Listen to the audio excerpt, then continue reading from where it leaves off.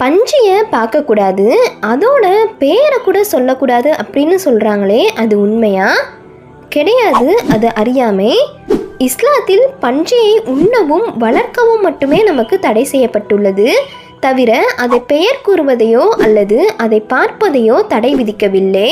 அல் குர்ஆனில் பன்றி என்ற சொல் 4 இடத்திலும் பன்றிகள் என்று பன்மை சொல்லாக ஒரு இடத்திலும் வந்துள்ளது.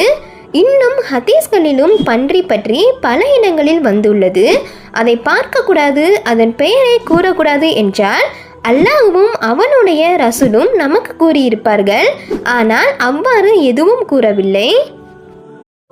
ஒரு முஸ்லிமை பொறுத்தவரை அவன் விரும்பியது நடக்காது.